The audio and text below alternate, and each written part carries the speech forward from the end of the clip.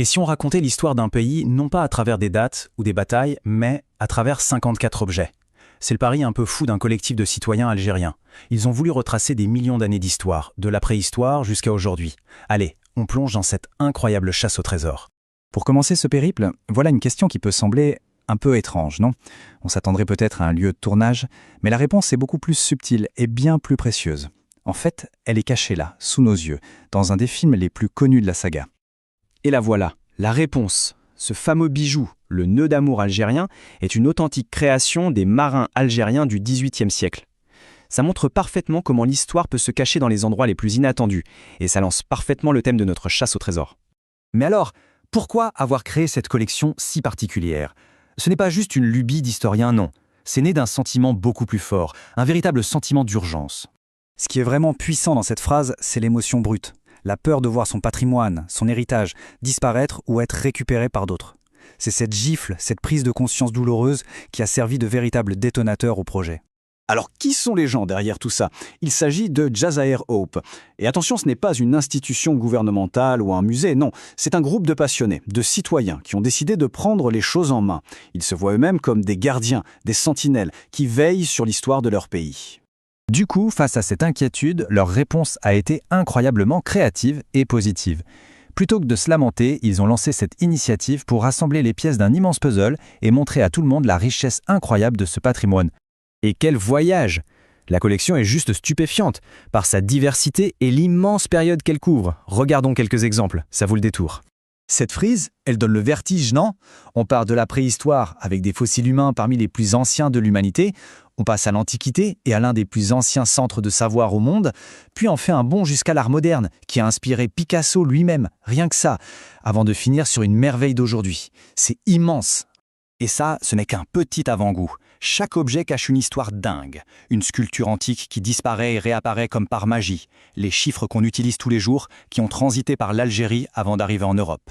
Une ville nomade révolutionnaire. Le sport qui devient un outil politique. Et même de l'art préhistorique tellement incroyable qu'il a fait fantasmer sur les extraterrestres. C'est un vrai cabinet de curiosité historique.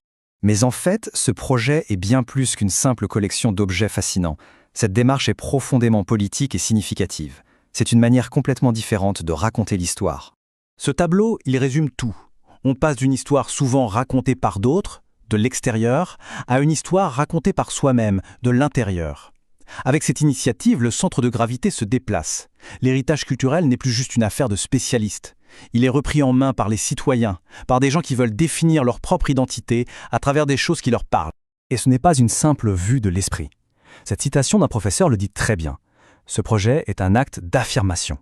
Il répond à tous ceux qui pourraient douter de la profondeur de l'histoire algérienne. Il montre que c'est une histoire complexe, riche, un véritable entrelac de civilisation. Et au fond, le but de tout ça, c'est la transmission. Ce livre est pensé comme un cadeau pour l'avenir, un outil pour que les plus jeunes puissent se construire. C'est un legs, comme disent les auteurs, pour une génération qui cherche parfois ses repères. Pour leur dire, voilà d'où l'on vient, voilà la profondeur de notre histoire.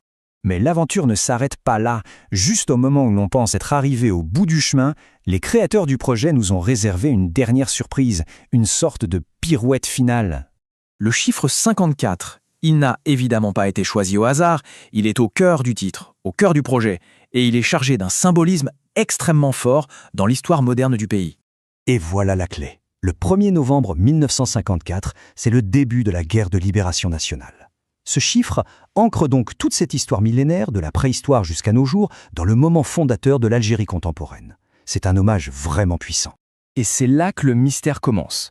On lit le livre, on découvre 53 trésors, tous plus fascinants les uns que les autres, et puis, plus rien.